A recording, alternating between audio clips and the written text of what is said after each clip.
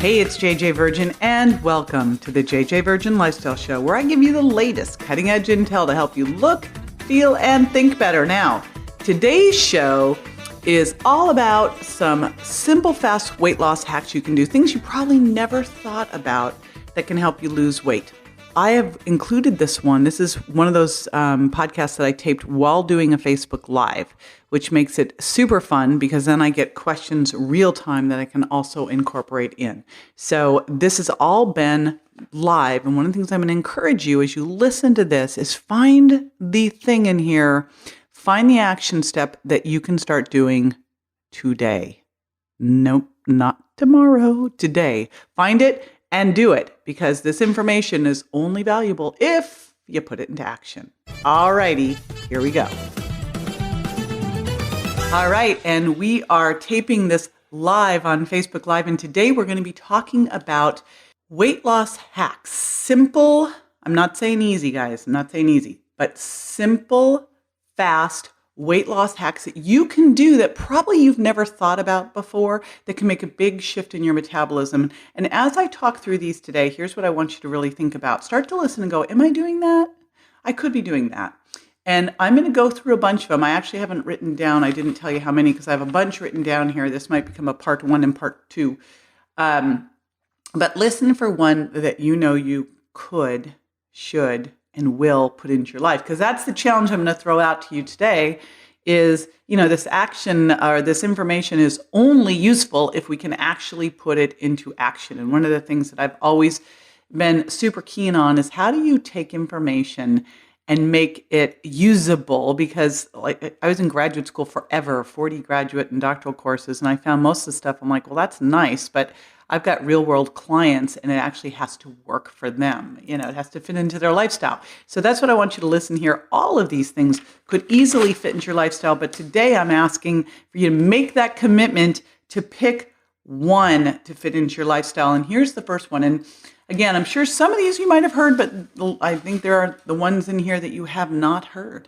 And all of these, as usual, are backed up by science. So the first one is close the kitchen. Close the kitchen. In a perfect world, what would happen with the kitchen situation is we would have a padlock, an alarm, and on the kitchen. And if you went in there when you weren't supposed to be in there, there'd be a police squad or something in there. And obviously I'm being facetious, but the deal is we can get some strong pulls into the kitchen. We have no business being there because really you want to be eating dinner. You want to really eat by the circadian rhythm. That means eat with breakfast within an hour or two of waking up. And I used to be very strict on that, eat within an hour, but I found actually some people do better waiting a little bit longer, and it depends when you're going to exercise in the morning and how you feel. So exercise or eat sometime within an hour or two waking up, but here's the key component. You want to stop eating 3 or more hours before bed. What you really want to look at in terms of eating by the natural circadian rhythm is eating around 6 and then closing the kitchen. And New Yorkers, I mean you too, I know. Or you could just pretend you're on our time zone the whole time. But you want to eat breakfast, let's say around maybe 7, 8 a.m., have lunch 12:01, have dinner around 6, shut the door to the kitchen. And this is where I would love to see it locked because studies show that if we have a nice 12 to 14 hour overnight fast where blood sugar stable, insulin comes down, so you access stored fat for fuel, your ghrelin can come up because your stomach's not full, triggers the release of growth hormone, all the stuff that's supposed to happen while we're sleeping and recovering can happen. It can't happen if you go chow down on Ben & Jerry's at 10, 11 o'clock at night and go to sleep. That is not working, right? So that's the first one, is a nice 12 to 14 hour overnight fast and eat dinner early and then shut the kitchen. And here's an interesting little tidbit, and this will be the next one, is a study out of, I think it was University of Washington. This study found that people who were hungry at night and drank a glass of water 100% shut down their evening hunger pangs. So what I do want you to focus on, and I loved this, I had a great mentor early on in nutrition who always said, you should add before you take away, because quite often when we are taking away, all we're thinking about is what is missing, and we can fill in with even worse stuff. And I've seen it myself. I've done it myself. So what I want you to think about here is trying, if you are hungry at night, like you're really not actually. If you ate by that trifecta of good, clean protein, healthy fats, and some low sugar impact, high fiber carbs, you've got great blood sugar response, you're not hungry. You just got Pavlov's dog going on there. You've trained yourself. And so what I want you to do is have a glass of water, because ideally, and this is another one of these easy weight loss hacks, you are getting in lots of water in between your meals. Now, I do water and I do iced green tea, because iced green tea has a nice little thermic effect. It's also got theanine, which is nice and calming. And it's also got great antioxidants. They can help with insulin sensitivity. And if your body can hear insulin better, you are going to be better at burning fat. And this is something we definitely want to be better at. So what I want you to think of instead is when you wake up in the morning, start with some water. I always have some water next to my bedstand so I can take my Westheroid thyroid medication. Then I do my journaling, I drink my water, and then of course I have coffee. But that's first thing, and then drink water throughout the day in between your meals. When you think you're hungry and you're actually not hungry, you actually should be drinking that water, because so often we are not hungry at all. We're thirsty. But here's the super cool thing about water, and here's why you should do it. When you drink water, it's going to boost your metabolism. It can boost your metabolism as much as 30%. That's a ton. That could be 300 more calories burnt throughout the day. And here's the bigger issue. Even mild dehydration, 1 to 2%, which you'll never feel, can raise stress hormones. And when you raise stress hormones, you store more fat around your waist and you make it harder to burn off. And of course, we also know that when you raise stress hormones, you start to crave sugar and you get leaky gut and all sorts of stuff goes sideways. So first thing was close the kitchen. Second thing is drink your water. Third thing is get to sleep. And when we say close the kitchen at night, that's because what we want to be doing is going to sleep during the normal circadian rhythm as well. And I think to my buddy, Dr. Michael Bruce, the sleep doctor, Glamour magazine actually did a study. It was like 10 or 12 people. And all they did was tell them, because one of the things that Michael Bruce talks about is all the research about weight loss and good sleep. And all they did, they didn't change these women's diets at all. They just had them move from being short sleepers, like 5 to 6 hours a night, to sleeping 7+ hours a night. And they all lose weight. And here's why. And when I say sleep, I'm talking 8 to 9 hours of sleep a night. Just one poor night. And I want you to think about this and see if you can relate, because I know I can. And if you feel the same way, those of you listening to this podcast live on Facebook Live, on my Facebook page, I want to see some, maybe some sad faces here, because just one poor night of sleep. And, you know, we all have that range we need. I tend to do best at about 8.5 hours. I've trained my fiance when we first met, he was a 5 to 6 hour night sleeper. Now he is a 8 to 9 hour night sleeper too, but just one poor night of sleep. You are more insulin resistant. What does that mean? You're better at storing fat and worse at burning it off. You're hungrier. And by the way, you're not hungry for salmon. Let's be real. You're not hungry for broccoli. You're hungry for carbs because your serotonin is low from getting poor sleep. And when your serotonin's low, you crave sugar because that helps bump up serotonin in your brain. So you've got poor energy. So now you're going to crave more sugar and you're going to crave more caffeine. And I see a lot of people relating to this. So you want more quick energy foods that crash and burn you more, that then set you up to be tired, that then make it harder for you to sleep again the next night because you're probably using some caffeine throughout the day and too much wine at night. And then that is going to cause some unstable blood sugar and wake you up again. And the whole cycle starts to continue. So poor sleep makes you hungry. It actually takes all of your fat storing hormones and makes them better, and all of your fat burning hormones worse. This is the opposite of what we want. So you're making yourself insulin and leptin resistant. You're elevating cortisol. You've got ghrelin up. So all of the things that make you hungry are up. All of the things that make you burn fat off are not working well. Bad. So one of the first things you can start to do, I mean, if I was going to pick just one thing to improve your health, it wouldn't be you'd think, oh, JJ, it's going to be mindset. You've been talking about mindset, or it's going to be food intolerance or sugar. But if I had to really just say, okay, what's the one thing? If you start to focus on getting a good night's sleep, that's 8 to 9 hours during the normal circadian rhythm of quality sleep, your mindset's going to improve. You're going to want to think more about that. You'll read my Miracle Mindset book then. You'll be able to make good goals. You'll be able to exercise better. You'll make good food choices. So this is key. All right. And it's really about what I find with sleep. And I've got a great podcast with Ariana Huffington and another great one with Sean Stevenson.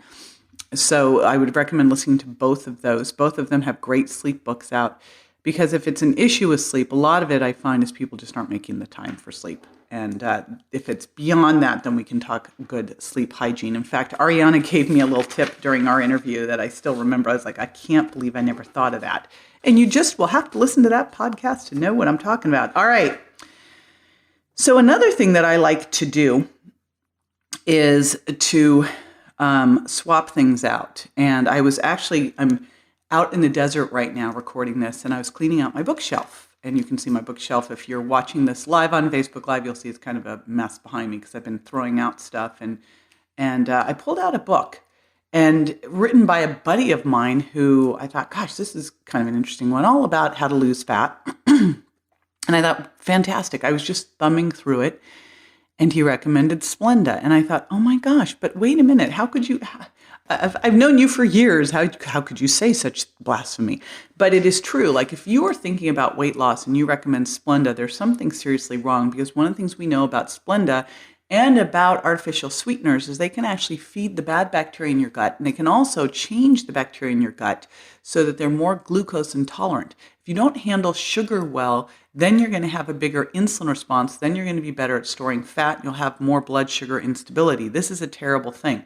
If you've got more bad bacteria in the gut, you extract more calories from the food you eat and store them as fat. Plus, the other thing we know about artificial sweeteners is when you eat sweet, what do you want more of? Yep, sweet, right? So you have that issue. They also cause calorie dysregulation. So you lose the ability to correlate the degree of sweetness with how much you are eating. So then you tend to overeat. So there's that issue. But then in Splenda, we know Splenda is made from chlorine or the chloride molecule. I know that if you put Splenda and bleached white flour and toothpaste together, it's like the triple threat of toxic load for your thyroid. So this is one that doesn't work. What we want to do here is obviously lower your sugar impact and get rid of your sweet tooth. That's what the sugar impact diet was set up to do. But the other thing that I want you to think about here is, yes, and I love all the evils. I'm getting a lot of evil looks here on Facebook, because you all know no one's having artificial sweeteners, right? We are not doing that. And the alternatives, ideally, you're really getting rid of your sweet tooth. And the sugar impact diet's set up to teach you how many carbs you personally can have. It's different for everybody. Although I believe we all do better lowering our carbs, dropping our sugar impact, and eating more fiber. But sweeteners that you can use are erythritol, xylitol, stevia, monk fruit, and glycine, the amino acid glycine, which is naturally sweet. So there are options out there. Cinnamon's amazing, balances blood sugar. Vanilla can boost serotonin. So those are all great options. Now, in talking about artificial sweeteners, I started to mention gut microbiome, and I can't talk gut microbiome without talking about fiber. Fiber is such an easy one to throw into the weight loss hacks, because not only is it going to help keep you fuller longer because it slows down stomach emptying, fiber also feeds the good bacteria in your gut, and you want to crowd out the bad guys and have more good guys. Too many bad bacteria, you will be gaining weight even if you're cutting your calories.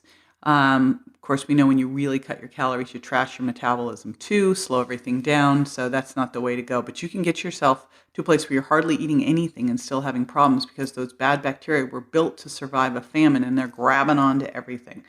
So you want to feed the good guys and bop out the bad guys. And fiber is one of the ways to do that. Besides, fiber is super detoxifying, so it can help get rid of things. And I got to say it's Monday morning. Hopefully that you all can say that I had a poop to be proud of today. Go ahead and give me a big smiley, admit it if you did, or a big thumbs up. But fiber is one of the key things to do that, and you should be starting your morning off right. If you're not, magnesium is your friend in an Epsom salts bath. So those are a bunch of the keys. I think because I just mentioned Fiber, though, there's a couple other things I think, a lot of people, it's like that, I raising my hand going, I pooped today. You know, those great t-shirts they have for little kids, the things you can put on your little kids and your dogs. So a couple other things, quick ones that can help, and then we'll do a recap. The other thing that can help here is handling stress. And, the idea of stress management just to me makes me crazy, because it's like all of us stress people need more to do. But what you really do need to think of is, what can you put in your hip pocket that can help you handle stress? Could it be emotional freedom technique, tapping? In fact, my friend Jessica Ortner wrote the book Tapping for Weight Loss, because tapping can lower stress hormones. And when you have better managed stress management, you will lose weight. Remember, when you're stressed, you get leaky gut, food intolerance. That's what the Virgin Diet's written about. You're going to crave more sugar. You'll tend to overeat. You don't sleep well. Then you have the problems with insulin resistance. So it all gets to be full circle, and all of that causes you to store more fat around your waist. So looking at what you can do personally to manage your stress is a key one here. So critical. And it's different for everybody. If you told me, some people, they can manage their stress great by going to yoga. Me, that stresses me out more. How crazy is that? All right. So I'm going to share with you, because one of the things that I ask all my guests on the program, which today my guest is me, I ask all of them, what is the one thing that you do every day that you feel makes the biggest difference in your life? And, you may be hearing me thinking, oh, it's her morning smoothie she starts off with, it's burst training. But in reality, the thing that I've done every single day, I talk about in the book, The Miracle Mindset, and I credit to being able to go through some serious insurmountable odds and not lose it too much, is getting up every morning, pulling out a journal, and writing down at least 3 things I'm grateful for. And so that is what I do every single day without fail. Every once in a while, if I miss it, I notice my day is just not working well. So I just have gotten to a point where I just don't do it anymore. Now, thank you so much for joining me. After the break, I'll be answering a listener's question, so stay with me.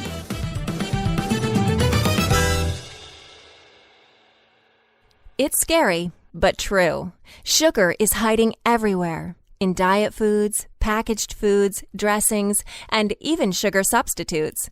It's not about cutting out all sugar. It's knowing which sugars to choose and which to lose. What if you could drop 7 hidden sugars, lose up to 10 pounds in just 2 weeks? JJ Virgin will show you how with a simple 4-step plan to cut cravings and rev up your metabolism to lose fat fast and forever. Visit jjvirgin.com/books and order the Sugar Impact Diet. You can shed up to 10 pounds in 2 weeks. Visit jjvirgin.com/books. Welcome back. This is the time where I answer a listener's question. And today's question came up over and over and over on the live broadcast. So I'm not going to mention the names because it was multiples, wanted to know what kinds of sweeteners could they use? What about stevia? What about monk fruit? What about Splenda? So let me share with you my list of approved sweeteners. And the second part of that question was, what is a sugar alcohol? So the sweeteners that I allow in my program are, and this is both for Virgin Diet and Sugar Impact Diet, are stevia, xylitol, monk fruit, and erythritol. Erythritol and xylitol are sugar alcohols. I actually allow, all the sugar alcohols on the program, but those are the ones that you find easiest commercially. But I'll use the other ones and things like bars and shakes like that. They're okay. And then other things I like are glycine, a sweet amino acid, actually helps balance blood sugar, vanilla that can boost serotonin, and cinnamon that can help with blood sugar balance. Now, monk fruit and stevia are herbs. Erythritol and xylitol are sugar alcohols. So then the next question was, what's a sugar alcohol? Well, sugar alcohols are polyols. They differ from carbohydrates in that carbohydrates have 4 calories per gram. Sugar alcohols generally are, depending on which one, around 2.4. Because your small intestine can't absorb a lot of it. They generally don't raise blood sugar, don't raise insulin, and don't feed yeast. Depending on the sugar alcohol, some of these things might make you gassy or bloated or have loose stools. So I'm just giving you a heads up on that. Different ones vary. Erythritol doesn't do that. That's one of the ones that I prefer to use because of that reason. And you're just going to have to see how you feel. I know I cannot handle xylitol, sadly enough, but I do use it as one of the allowable sweeteners for people who can handle it. So again, it comes down to you. But the big takeaway that I talked about again in this podcast was that you don't want to start to become reliant on these things. What you actually want to use them for as transition products. So as you're lowering your sugar impact, as you're getting sugar out, you're swapping your sugar or artificial sweeteners for these allowable sweeteners, and then you're tapering those down. And the sugar impact diet walks you through how to do that so that you will lose your sweet tooth for good. Yay! And that's what we really want to do, is lose that sweet tooth. Okay, now this is the time. Oh, by the way, if you do want to ask a question, I take all the questions on my Facebook page, and I love it when I'm doing a Facebook Live and I see questions. So pop on over to my Facebook page at JJ Virgin Official, and you can also subscribe to find out when I'm live, and that's fantastic because then we can interact directly. But that is where I answer I find the questions that I answer on the show. So pop on over there and do that. Now, I'd be super grateful for you being involved there. And another way that I show gratitude, this is the gratitude portion of the show. This is when I find someone who's left a review and I do a shout out. And I love to highlight a different review each week. I'm going to be highlighting one from Chris, who says, best no-nonsense health hacks. JJ has a way of taking all the cutting-edge science, all the pulp culture, health fads, and everything in between, and identify what's real and distilling it down to the simplest, most straightforward ways we can use it in our lives. She doesn't sugarcoat it, so check your ego at the door and get on with feeling better. Awesome guest, too. Great podcast for the gym. Thank you, Chris. The whole team reads each and every review on iTunes. We love them, so I super appreciate it. And I appreciate you joining me today. And again, I want to remind you, gave you a lot of information. The next step, figure out which thing you are going to take action on, because it's the taking action that makes all the difference. Alrighty, until next time, this is JJ Virgin signing off on the JJ Virgin Lifestyle Show. Bye-bye.